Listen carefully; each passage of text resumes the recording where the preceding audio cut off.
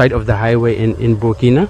And as you know, the project was launched by the Comrade President of Faso on December 16th, 2025. So he naturally instructed us to monitor the work, and we are here today to take stock. In any case, to monitor the first phase of the work, which consists of preparatory work, cleaning and clearing the right-of-way. And in any case, we are pleased to note that over a stretch of 332 kilometers, the work is completely finished. Let's say in less than 2 months, we have completely finished the route marking.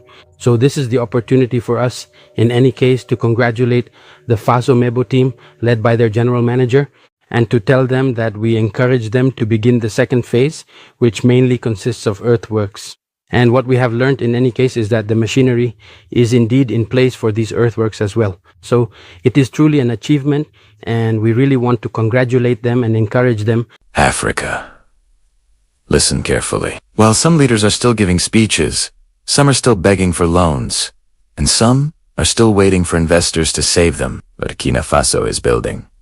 No noise, no drama, no foreign contractors running the show. Just Africans' machines, sweat, discipline, and vision. Captain Ibrahim Traoré has done it again. New locomotives on the Abidjan-Ouagadougou railway line. A massive highway project, moving at shocking speed. Hundreds of kilometers cleared in less than 2 months. And today, Africa's asking one question. Is this what real leadership looks like? Stay with me. What's happening in Burkina Faso is bigger than roads and trains. This is about sovereignty, dignity, and the future of Africa. For decades, Africa has heard the same story. We don't have money. We need donors. We need foreign companies.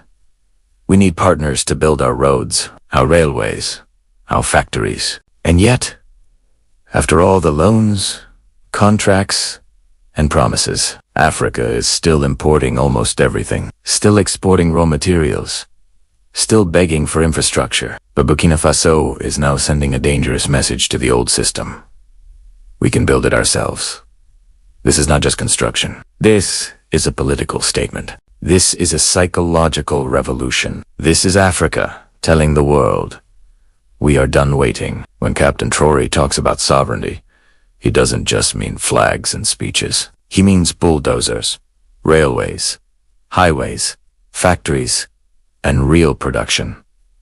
Because real independence is not in words. Real independence is in infrastructure. Let's talk about the railway first. Traoré has just added 4 new locomotives to the Abidjan-Ouagadougou line. Some might say, it's just trains. No, this is trade. This is logistics. This is economic life. Railways are not just metal and engines. Railways move cotton, food, minerals, goods, workers, and hope. Every serious economy in the world was built on rail, roads, ports, power. You cannot industrialize without transport. You cannot trade without logistics. You cannot develop without movement. By strengthening this railway line, Burkina Faso is reducing transport costs, speeding up trade, connecting producers to markets, and breaking dependency on slow, expensive systems. This is how real economic sovereignty starts. Not with IMF speeches, not with donor conferences, but with steel on steel, wheels on rails, and African control of African systems.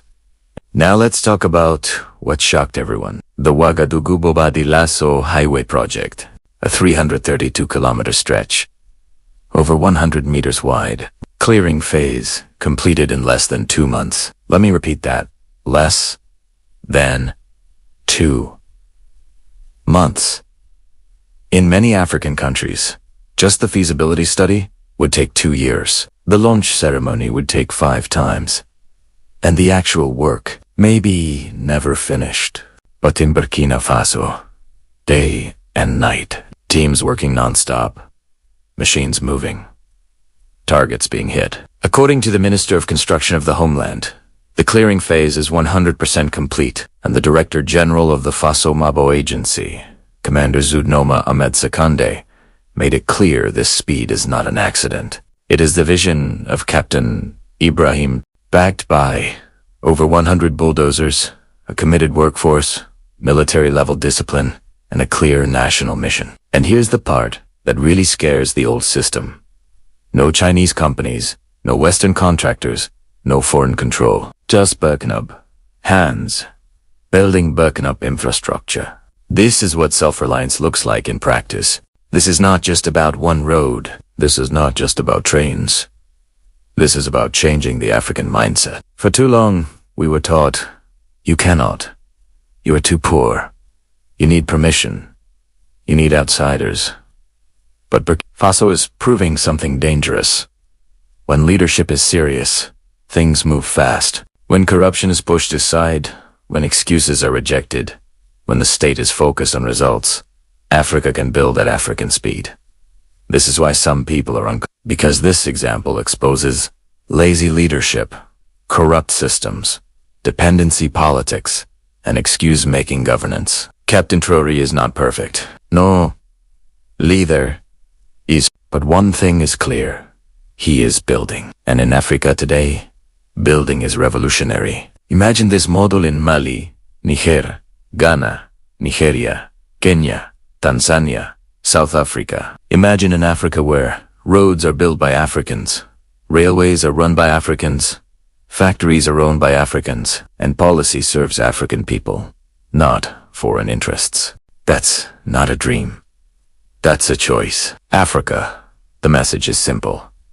The era of excuses must end. The era of action must begin. Burkina Faso is not waiting. They are working. They are building.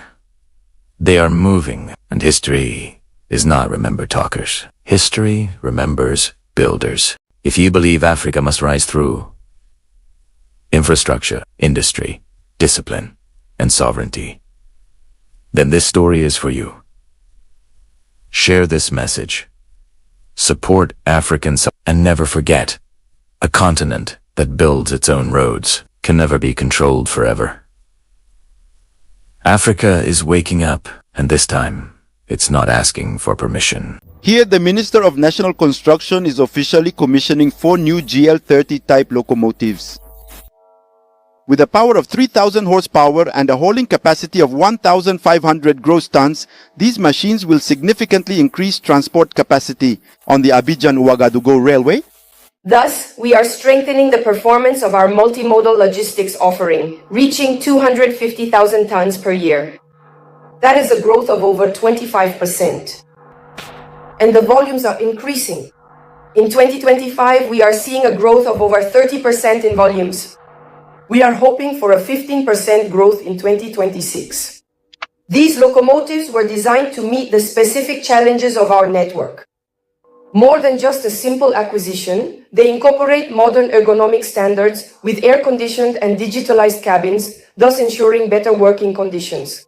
For our railway workers who are the beating heart of Sitarai, we are the umbilical link, as the minister said, between the two peoples, and we want to remain that link which brings the two peoples closer together in brotherhood and helps build this economy, which is one of the first in sub-Saharan Africa to have a functioning railway, one that I tell you has been operating since 1904. This is just the beginning, not the end. Because in our 5-year plan, in 3 or 4 years, if things go well, we will be able to receive new locomotives again. For the Minister of National Construction, the commissioning of these locomotives, GL30, is a step towards building a modern multimodal transport system and a resilient one capable of supporting the momentum of national development. We are a landlocked country, and so most imported goods arrive through this transport corridor, whether by road or by rail. So these 4 locomotives that have been received and put into service are state-of-the-art locomotives. And so truly, Sira will strengthen Citarail and allow it to achieve a certain regularity. The acquisition and commissioning of these 4 new locomotives was made possible thanks to the commitment of Africa Global Logistics, or AGL, the main shareholder of Citarail. these investments are not isolated. They are part of a broader effort to strengthen Citarail's equipment fleet. This concerns the ongoing acquisition of 260 flatbed wagons, of which a first batch, about 50, was recently received and has already been operational since last November.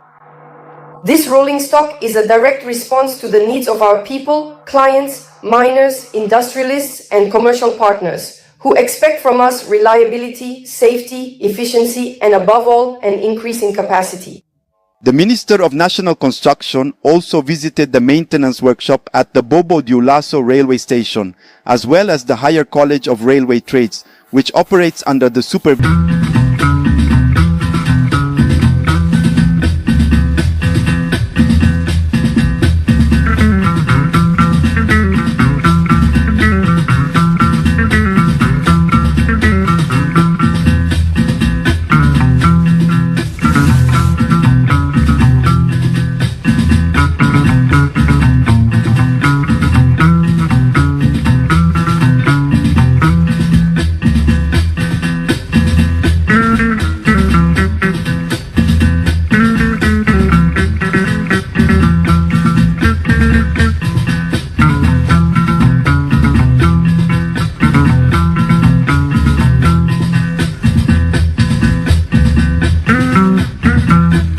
It is a truly distinct privilege and a profound honor for all of us gathered here to extend a very warm and cordial welcome this morning to the distinguished Minister of Construction.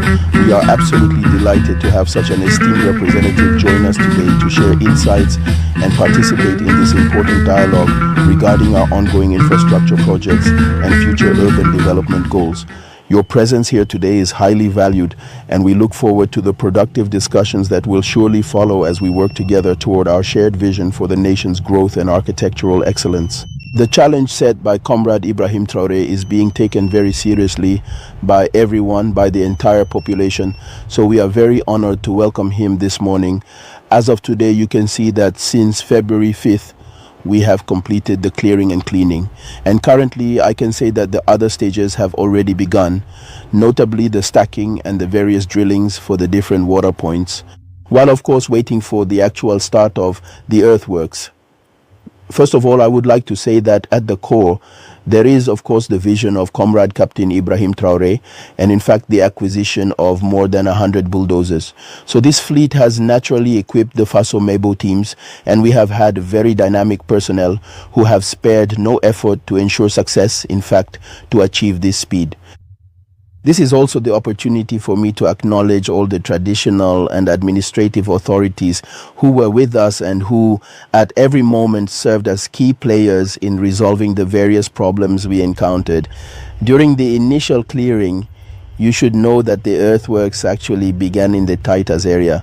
So right now we are fully engaged in earthworks, which is actually a work on the initiative has already officially started, because when you are dealing with a massive 7-year project of this scale and complexity, there are several critical and foundational tasks that actually need to be meticulously carried out simultaneously to ensure everything stays on track.